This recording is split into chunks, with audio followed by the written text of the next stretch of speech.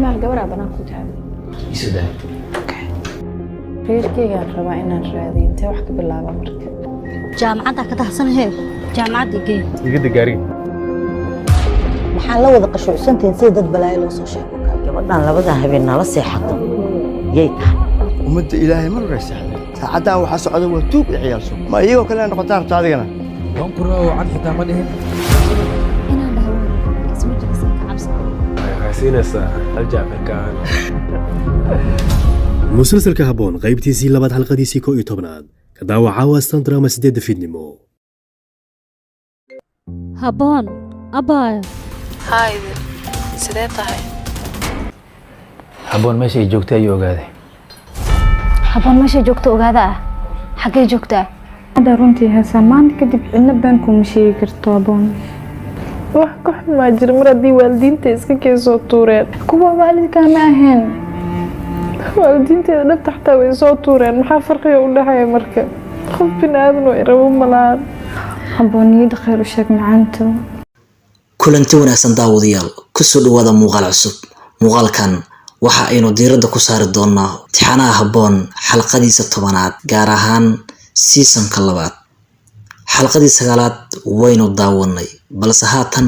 waxaad u malaysaa in xalqada 10aad ama se xalqada ka dambaysa ay ka sii xiiso iyo xamaasad badnaanayso haatan waxa Astaan TV ay baahisay xalqada 10aad imtixaanaha haboon seasonkiisa 2 xalqadan waxa ay ka xamaasad iyo xiisad badan tahay xalqadii 9aad ee aynu horay u daawanay xalqadii 9aad waxa ay noo mareysay iyadoo xirsi oo saaxiibtiisa ama se gabadha uu qabo ay ugu timid meesha uu ka shaqeeyo ama se maqaayadiisa shaaxa uu ka sameeyo kadibna halkaas ay u sheegtay inay u baahan tahay in sida uu dhaqsiyaha badan oo reerkeeda kala soo wareego maadaama uu qabo balse ay la nooshahay ilaa ya haatan familka ay ka dhalatay taasna waxa ay ku buurinaysaa in loo baahan yahay in haatan wixii ka dambeeya oo reerka kala wareego oo mas'uuliyadeeda oo si toos ah ula wareego xalqada 10aad wax walba waa ay ka xiiso badan tahay waxaana bilowday wajiyo cusub oo aynu dhihi karno filimku haatan ayuu yeeshay laadireen iyo waliba aktaro iyo dhinacyo isgarbinaya iyo sidoo kale cadawga qarsoon iyo cadawga banaanka yaal intaba haatan xalqada 10aad ee imtixaanaha haboon seasonkiisa 2 waxa aynu ku ogaanaynaa in Subayr oo kaliya uusan cadow ku ahayn Jamaal balse Subayr oo haatan helay garab weyn oo arrimahaasi ka taageeri doona kaasi oo ah qofta jecel Jamaal ee Doctoressa Xamdi haatan wixii ka dambeeya waxa ay noqon doontaa iyaduna cadawga koobaad ee haboon qaybtan 10aad waxa uu ku bilaabanayaa iyaga oo meel maqaayad ah ku balnamay deedna halkaasi ku gorfaynaya arrimaha haboon oo waliba ay si xasaasi ah kaga hadlayaan arrimaha Doctoressa Xamdi ay halkan ka ogaa doonto waxa kamid ah in Subayr uu hayay haboon oo ka qarinayay dhammaan Jamaal iyo waliba Xamdi haatan oo u sheegayo sidoo kale waxyaabaha Xamdi ay ogaa doonto waxa kamid ah in Subayr uu jecel yahay haboon taasina waa fursad maadaama Jamaal oo iyadu ay jeceshahay oo jecel yahay haboon sidoo kalena Subayr oo jecel yahay haboon danta waxay u jirtaa wax waliba oo meesha looga dheerayn karo haboon qaybtan waxa ay ku leedahay hadal cajiib ah oo wajiyo badan yeela kara bal ee dhageys hadalkaani muxuu noqon karaa markaan hadda gacanta ku dhigto yaaba la ogaan hadalkan wax kala maahan sida caadiga filimaanta marka aynu daawanayno waynu naqaanaa hadallada noocan oo kala ah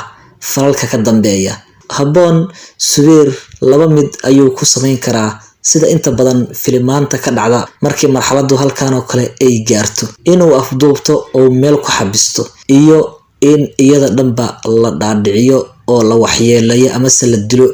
ayay noqonaysaa haboon balse maadaama ay tahay atirishada filimka waliba sida caadiga ah atirishadii atooraha aysan dhimanba waxay noqon doontaa in si kale uu Subayr u wajaho haboon maadaama uu ku dadaalayo wax waliba oo kaga qarin karo Jamaal sababtoo ah aad ayuu u jecel yahay wax macquulana ma ahan in uu dil ama se wax lamid ah u geysto sidoo kalena filimka kuma qurxana in xilligan la dhaadhiciyo atirishada filimka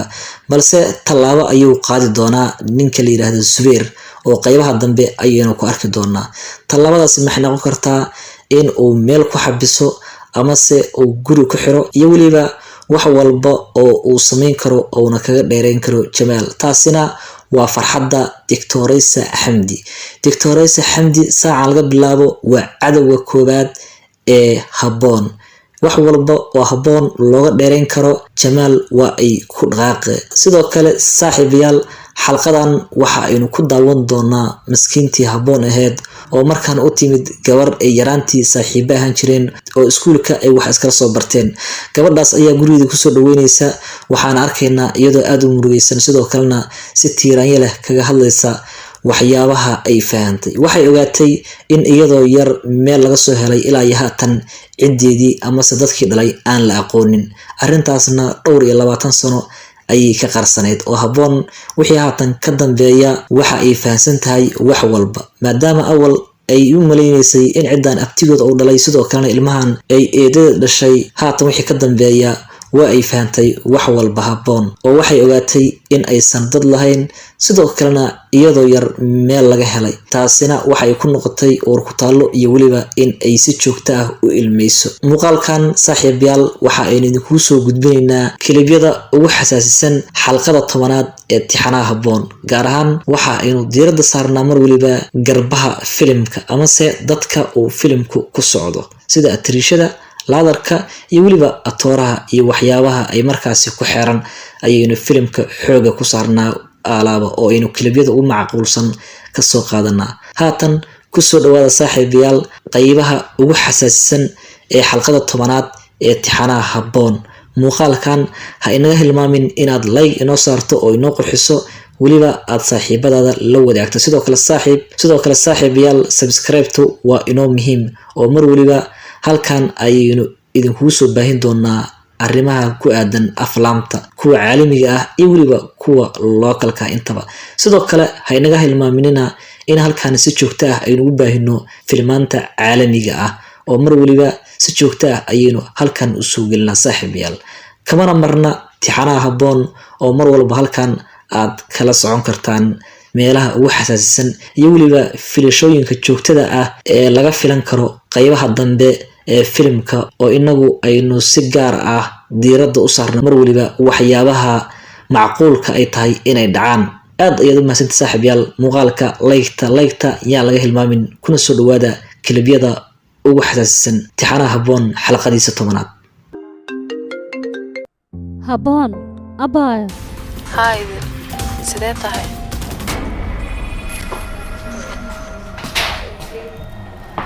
muddo 30 daqiiqo waliba qof meel uma fadhiin. dad ma istii karaan gabadhan waa laga soo daayada jacaylka horeeyaan. waxay u malaynayaan labadeena shukaansanayna wali gabadha meel isla fadhiyaan maxaa kaloo la malay karaa aad baa la socotaa Soomaa. warkiisiba maalin hore akhbaar fiican ay sheegto waan ku farxay. arrintan ku sheegay qof ama u sheegtay leh maya maxay balnaaba ka qaadmo. Jamaal mis maqasheen telefoon ba igama qabanayo. aniga garanay sabab telefoon uu kaga qabanayn. maxay tahay sababta? Habboon meesha ay joogtay ayuu ogaaday. Habboon meesha joogto ogaada xagee joogtaa intuu ka helay? Habboon aniga ila joogtay. Zubeer abuu waa ku baryaa kaftanka iga dhaafno. Jamaal Habboon muu helay? maya wallahi kaftan maahan. Habboon aniga ayaa hay. xagee ku haysay? gurigeyga. waad ii sheegtay Jamaalna jeceshahay balse aniga kuma sheegin Habboonna jecelahay waa sababtay igu aamin laada. waxaas aniga ma aaminayo. Habboon meel ay joogto miyaad ogaatay? habeenii maalin ay Jamaal Habboon la raadinaysa waxaad sheegaysana suurtagal ma. waa runtaada aniga og Habboon gurigeyga inay joogto ayaan banaanka raadinay. qorshahaagu muxuu ahaa? weligeyba waan rabay Habboon maadaama uu labada xiriir ka dhaxeeyay waan waayay fursad aan ku shukaansado way soo raasatay waan caawiyay fursad ayaan raadinay aan ku helay ayada jamaal hadduu ogaado maxaa dhacaya? jamaal uuba ogaaday gurigayga inay joogto guriga ayuu tegey ayadana guriga way ka tagtay hadda labadeenna way naga wada maqan tahay habboon hal ixsaan ii samee jamaal gacanta ku dhig habboon aniga waan heli doonaa ilaan waxaa iskaga kay dhigaysa qof i caawinaayo adigaa dantaada wata soo maaha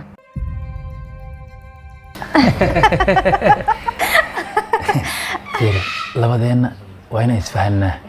hal dan ayaa naga dhexayso jamaal gacanta ku dhig anigana habboon waan heli doonaa waana calfan doonaa markaan haddaa gacanta ku dhigto yaaba la ogaan inakin gurigaada ayaan kusii geynayaa ducaale gabadhay habboon ahayd idil ay la soo hadasho haddayd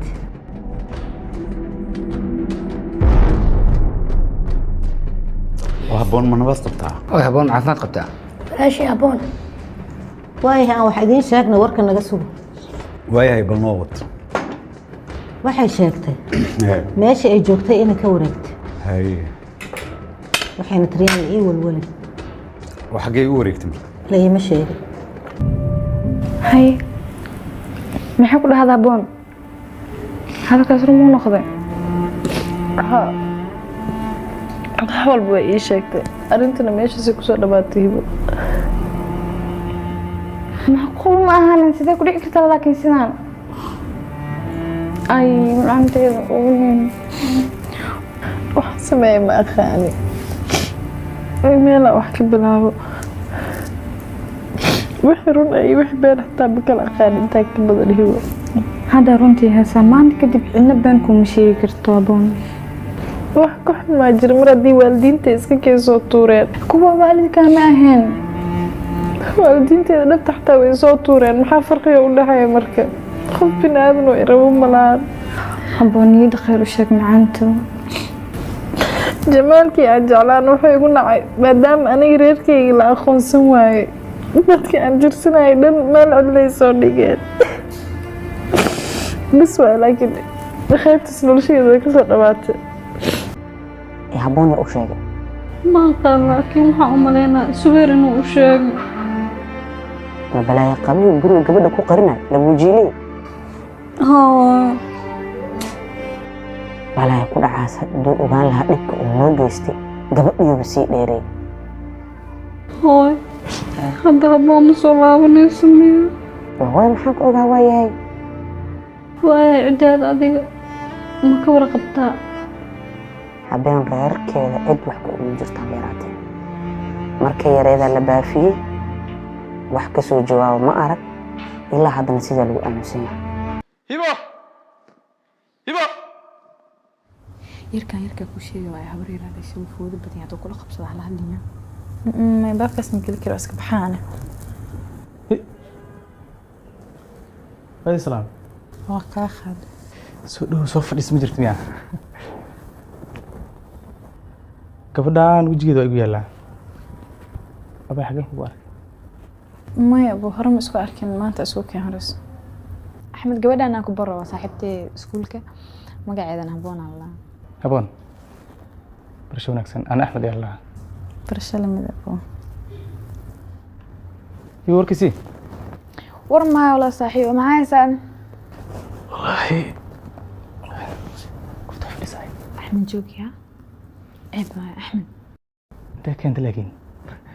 حشو عيب أحمد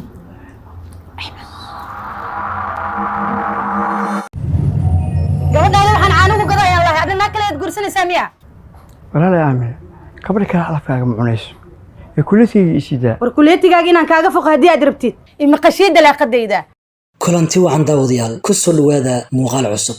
muuqaalkan waxa aynu diiradda ku saari doonaa qayb ka mid ah tixanaha habboon seasonkiisa labaad gaar ahaan waxa aynu wax ka falanqayn doonaa xalqada 9aad ee filimka habboon si aad la socotaan daawadayaal waxaa xalay astaan TV ay baahisay xalqada 9aad ee tixanaha habboon seasonkiisa labaad haddaba daawade xalqadii xalay la baahiyay ee tixanaha habboon waxa ay daaha ka qaadaysaa ama se ifafaale ay ka muujinaysaa waxyaabo badan oo ku saabsan filimkan oo ilaa haatan lagu wareersan yahay sida aynu la socono dhammaanteen Habboon waa tirishada filimkan sidoo kalena waa qofka ugu saameynta badan uguna magac weyn markii loo fiiriyo filimkani Habboon filimkan waxay ku matalaysaa in aysan waarid lahayn sidoo kalena ay qoys soo korsadeen qoyskaas oo ah qoyska Reexaaji Ducaale halkaas ayay ku soo kortay oo haatan guriga waa ay ka maqan tahay waana qof maqana ah sida haatan filimka lagu jilayo haddaba daawade marka aad si u fiirsato Habboon maadaama ay tahay qof waalid la'aan ah oo iyadoo yar meel laga helay xalay astaan waxa ay baahisay xalqada 9aad ee filimka Habboon seasonkiisa 2 xalqadaasi waxa laga ogaan karaa ama se ani ahaantayda maankii ku soo dhacday in qaybtii xalay aynu ku baranay Habboon qoyskeeda saxda ah aan si cadeeyo daawadayaal sida aad la socotaan filimkan sida lagu jilayo waxa uu tuweyn ilaa iyo dhowr qoys waa qoyska Subayr qoyska Jamaal iyo waliba qoyska uu ka dhashay ninka la yiraahdo Jacfar waa yarka maqaayada kala shaqeeya Xirsi oo ah Jamaal walaalkiisa haddaba daawadayaal Jacfar waxa uu ka soo jeedaa reer faqiir ah aabiis waa aabe iska shid ah sidoo kale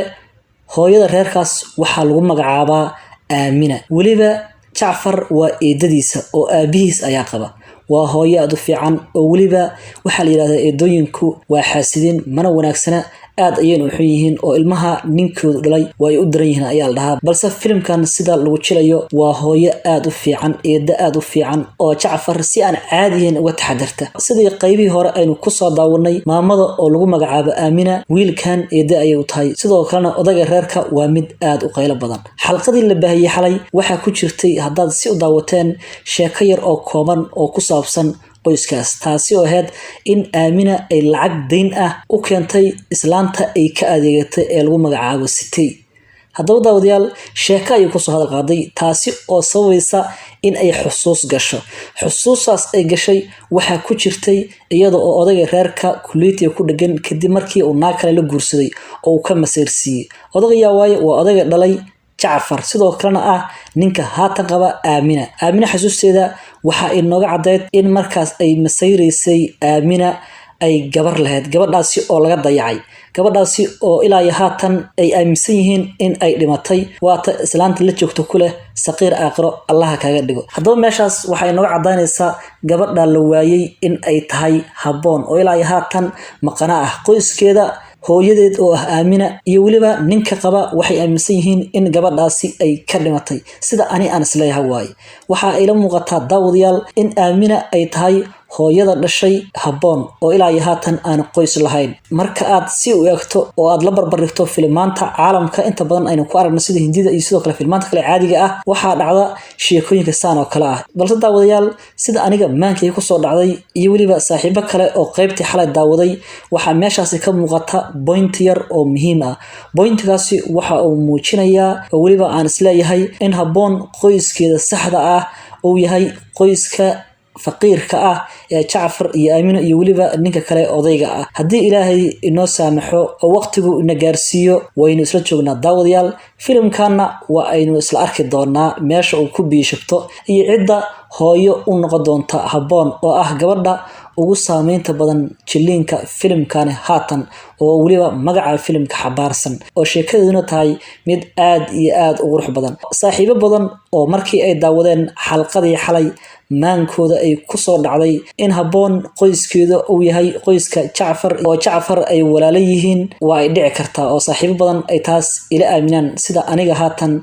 aan isleeyahay ama si aan ku fikiray daawadayaal muuqaalkan waxaan rabay in intaas oo kaliya aan ku bidhaamiyo oo aniga ahaanteyda ay ila tahay daawade adiga daawanaya filimkan haddii xalqadii 9aad ee xalay aad si fiican u daawatay ma isleedahay Habboon waxa ay ka dhalatay qoyska Jacfar oo wiilka yar ee la shaqeeya Xirsi maqaayadana shaaha ka sameeya waxa uu la dhashay Habboon kulliba waynu isla joognaa daawadayaal oo filimkan haddii Rabbi cimri nagu gaarsiiyo waynu isla dhameysan doonaa bal adiga fikirkaada barta commentiga inagu reeb oo waxa ay kula tahay nala wadaag waxaan waa iska film sheekadu waa isbedeli kartaa qoys kale ayaa dib ka imaan kara balse haatan sida ay wax ku socdaan ani ahaantayda waxaan aaminsanahay daawadayaal in habboon qoyskeedu uu yahay qoyskaasi. fikirkaada inagula wadaag barta commentiga sababtoo waa inoo muhiim. waxaa dhici karta in aniga iyo weliba adiga muuqaalkan daawanaya ee sidaas ku fikiray in fikirkeenu uu noqdo mid sax ah oo filimka intuusan dhammaan waxyaabaha aynu sii odorosnay ay dhacaan. waa la arki doonaa waynu isla joognaa haddii rabbi caafimaad nagu gaarsiiyo. aad ayaad u mahadsantihiin saaxiibayaal. muuqaalka like-ta inoo saara weliba channelkana subscribe-ta yaan laga xastin. halkan mar weliba muuqaalada ku saabsan filimaanta caalamiga ah iyo weliba filimaanta kale ee localka ah intaba waynu ku baahinaa. si gaar ah filimkan habboon daawadayaal diiradda ayaynu ku saarnaa halkan. kamana marna filimaanta caalamka oo mar waliba halkan si joogto ah aynu u soo gelino. aad ayaad u mahadsantahay saaxiibayaal. saaxiibada qiimaha badan ee halkan ku xiran aad ayaan u salaamayaa. soo dhawaada saaxiibayaal mar kale. qaristeetan shan aamin qaar Allah ku siiyo maba isdheheen mar dhawa kugu soo celinay lacagta dukaanka aan ugu soo adeeganaa ku camirana. ilaaha soo sahlay jacfar shaqado bilaaw mushaarti ugu horeeyo qaato waa jacfar horta wiilka odagaaga dhalamaheeno ha ilaaha badal qaar qaba ku sii ii dhashana wax kuma tarin gabadhaadina way ka dayacaan saqiir aakhir Allah kaaga dhig aamiin qadaro ahay qadar rabbi aad laakiin ayada u sabab hayd gabadhaada waxaan caanugu gadayaa Allah adina kale aad gursanaysaa miya walaal aamin kabri kala alafkaaga ma cunayso ee kuleetiga isida war kuleetigaaga inaan kaaga foq hadii aad rabtid ima qashiida la qadayda xasan ima qashiida la qadayda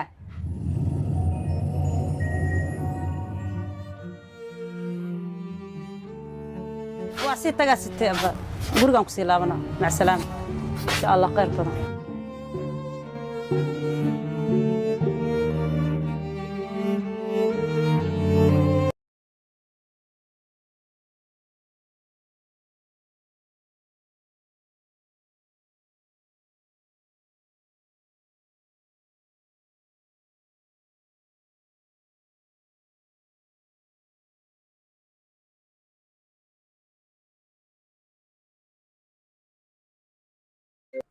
habboon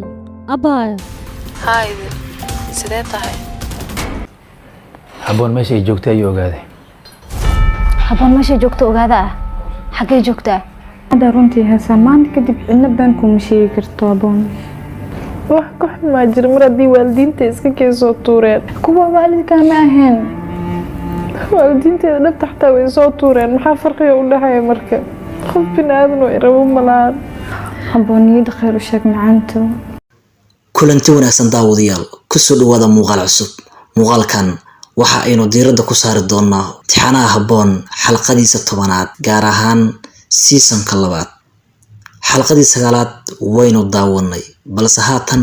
waxaad u malaysaa in xalqada 10aad ama se xalqada ka dambaysa ay ka sii xiiso iyo xamaasad badnaanayso.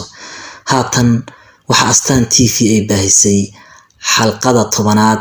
ee imtixaanaha habboon seasonkiisa 2. xalqadan waxa ay ka xamaasad iyo xiisad badan tahay xalqadii 9aad ee aynu horay u daawanay. xalqadii 9aad waxa inoo mareysay iyadoo xirsi oo saaxiibtiisa ama se gabadha uu qabo ay ugu timid meesha uu ka shaqeeyo ama se maqaayadiisa shaaxa uu ka sameeyo. kadibna halkaas ay u sheegtay inay u baahan tahay in sida uu dhaqsiyaha badan oo reerkeeda kala soo wareego maadaama uu qabo balse ay la nooshahay ilaa iyo haatan familka ay ka dhalatay. taasna waxa ay ku buurinaysaa in loo baahan yahay in haatan wixii ka dambeeya oo reerka kala wareego oo mas'uuliyadeeda oo si toos ah ula wareego. xalqada 10aad wax walba waa ay ka xiiso badan tahay. waxaana bilowday wajiyo cusub oo aynu dhihi karno filimku haatan ayuu yeeshay laadireen iyo weliba aktaro iyo dhinacyo isgarbinaya iyo sidoo kale cadowga qarsoon iyo cadowga banaanka yaal intaba. haatan xalqada 10aad ee imtixaanaha habboon seasonkiisa 2 waxa aynu ku ogaanaynaa in Subayr oo kaliya uusan cadow ku ahayn Jamaal balse Subayr oo haatan helay garab weyn oo arrimahaasi ka taageeri doona kaasi oo ah qofta jecel Jamaal ee Doctoressa Xamdi. haatan wixii ka dambeeya waxa ay noqon doontaa iyaduna cadowga koobaad ee habboon. qaybtan 10aad waxa uu ku bilaabanayaa iyaga oo meel maqaayad ah ku balnamay deedna halkaasi ku gorfaynaya arrimaha habboon oo weliba ay si xasaasi ah kaga hadlayaan arrimaha doctoressa xamdi ay halkan ka ogaa doonto waxaa ka mid ah in Subeer uu hayay habboon uuna ka qarinayay dhammaan Jamaal iyo weliba Xamdi haatanna oo u sheegayo sidoo kale waxyaabaha Xamdi ay ogaa doonto waxaa ka mid ah in Subeer uu jecel yahay habboon taasina waa fursad maadaama Jamaal oo iyadu ay jeceshahay uu jecel yahay habboon sidoo kalena Subeer uu jecel yahay habboon dantu waxay ugu jirtaa wax waliba oo meesha looga dheerayn karo habboon qaybtan waxa ay ku leedahay hadal cajiib ah oo wajiyo badan yeelan kara bal ee dhageys hadalkaani muxuu noqon karaa markaan hadda gacanta ku dhigto yaaba la ogaan hadalkan wax kala maahan sida caadiga filimaanta marka aynu daawanayno waynu naqaanaa hadallada noocan oo kala ah falalka ka dambeeya habboon Subeer laba mid ayuu ku sameyn karaa sida inta badan filimaanta ka dhacda markii marxaladdu halkan oo kale ay gaarto inuu afduubto oo meel ku xabisto iyo in iyada dhanba la dhaadhiciyo oo la waxyeelayo ama se la dilo ayay noqonaysaa habboon balse maadaama ay tahay atirishada filimka waliba sida caadiga ah atirishadii atooraha aysan dhimanba waxay noqon doontaa in si kale uu Subeer u wajaho habboon maadaama uu ku dadaalayo wax waliba oo kaga qarin karo Jamaal sababtoo ah aad ayuu u jecel yahay wax macquulana ma ahan in uu dil ama wax lamid ah u geysto sidoo kalena filimka kuma qurxana in xilligan la dhaadhiciyo atirishada filimka balse talaabo ayuu qaadi doonaa ninka la yiraahdo Subeer oo qaybaha dambe ayaynu ku arki doonaa talaabadaasi maxay noqon kartaa in uu meel ku xabiso ama se uu guri ku xiro iyo waliba wax walba oo uu sameyn karo oo na kaga dheerayn karo Jamaal taasina waa farxadda doctoressa Xamdi doctoressa Xamdi saaca laga bilaabo waa cadawga koobaad ee habboon wax walba oo habboon looga dheerayn karo Jamaal waa ay ku dhaqaaqay sidoo kale saaxiibayaal xalqadan waxa aynu ku daawan doonaa maskiintii habboon ahayd oo markaan u timid gabar ay yaraantii saaxiibo ahaan jireen oo iskuulka ay wax iskala soo barteen gabadhaas ayaa gurigeeda ku soo dhaweynaysa waxaan arkaynaa iyadoo aad u murugaysan sidoo kalena si tiiraanya leh kaga hadlaysa waxyaabaha ay fahantay waxay ogaatay in iyadoo yar meel laga soo helay ilaa haatan cideedii ama dadkii dhalay aan la aqoonin arintaasna dhowr iyo 20 sano ayay ka qarsaneyd oo habboon wixii haatan ka dambeeya waxa ay fahansan tahay wax walba maadaama awal ay u maleynaysay in ciidan abtigood oo dhalay sidoo kalena ilmahan ay eedada dhashay haatan wixii ka dambeeya waa ay fahantay wax walba habboon oo waxay ogaatay in aysan dad lahayn sidoo kalena iyadoo yar meel laga helay taasina waxay ku noqotay uur ku taalo iyo waliba in ay si joogto ah u ilmeyso muuqaalkan saaxiibayaal waxa aynu idinku soo gudbinaynaa kilibyada ugu xasaasisan xalqada 10aad ee tixanaha habboon gaar ahaan waxa aynu diiradda saarnaa mar waliba garbaha filimka ama se dadka uu filimku ku socdo sida atirishada laadarka iyo waliba atooraha iyo waxyaabaha ay markaasi ku xeeran ayaynu filimka xooga ku saarnaa alaaba oo aynu kilibyada ugu macquulsan ka soo qaadanaa haatan ku soo dhawaada saaxiibayaal qaybaha ugu xasaasisan ee xalqada 10aad ee tixanaha habboon muuqaalkan ha inaga hilmaamin inaad like inoo saarto oo inoo qurxiso waliba aad saaxiibadaada la wadaagto sidoo kale saaxiibayaal subscribe-tu waa inoo muhiim oo mar waliba halkan ayaynu idinku soo baahin doonaa arrimaha ku aadan aflaamta kuwa caalamiga ah iyo waliba kuwa localka intaba sidoo kale ha inaga hilmaaminina in halkan si joogto ah aynu u baahino filmaanta caalamiga ah oo mar waliba si joogto ah ayaynu halkan u soo gelinaa saaxiibayaal kamana marna tixanaha habboon oo mar walba halkan aad kala socon kartaan meelaha ugu xasaasisan iyo waliba filashooyinka joogtada ah ee laga filan karo qaybaha dambe ee filimka oo inagu aynu si gaar ah diiradda u saarno mar waliba waxyaabaha macquulka ay tahay inay dhacaan aad ayaad u mahadsantahay saaxiibayaal muuqaalka like-ta yaa laga hilmaamin kuna soo dhawaada kilibyada ugu xasaasisan tixanaha habboon xalqadiisa 10aad habboon abaayo hayde sidee tahay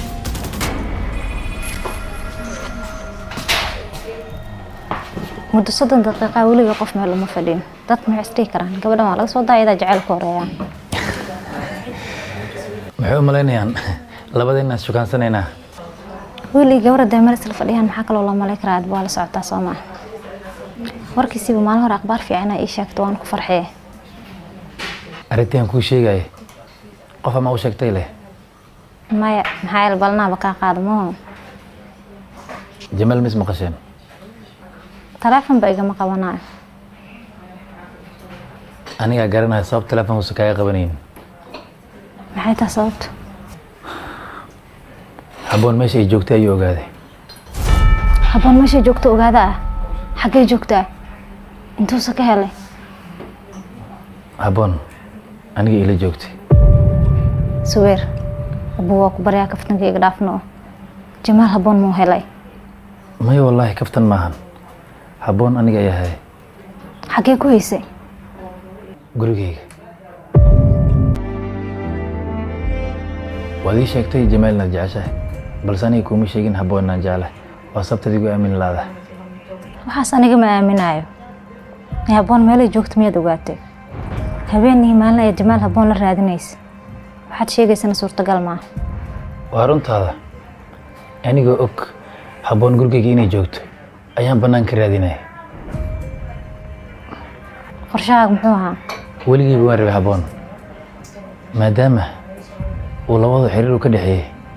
waan waayay fursadan ku shukaansado way soo raasatay waan caawiyay fursad ayaan raadinay aan ku helay ayada Jamal haduu ogaado maxaa dhacay Jamal uu ogaaday gurigeyga inay joogto guriga ayuu tagay ayadan guriga way ka tagtay hadda labadeena way naga wada maqan tahay haboon hal ihsaan ii samee Jamal gacanta ku dhig haboon aniga waan heli doonaa ilaa waxa iska kay dhigayso qof i caawinayo adiga dantaada wata Soomaa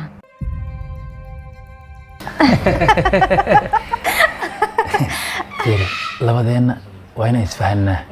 hal dan ayaa naga dhaxayso Jamal gacanta ku dhig anigana haboon waan heli doonaa waana calfan doonaa markaan hadda gacanta ku dhigto yaaba la ogaan inakin gurigaada ayaan kusii geynayaa ducaale gabadhii haboon ahayd idil ay la soo hadashay haddayd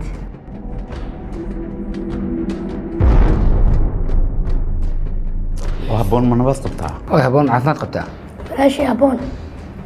waayahay aan wax idiin sheegna warka naga sugo waayahay bal noo wad waxay sheegtay meesha ay joogtay inay ka wareegtay hay waxayna tiriyaan ii walwalay waa xaggee u wareegtay la ima sheegin hay maxay ku dhahdaa haboon halkaas rumuu noqday walba way ii sheegtay arrintana meeshaasay kusoo dhawaatayba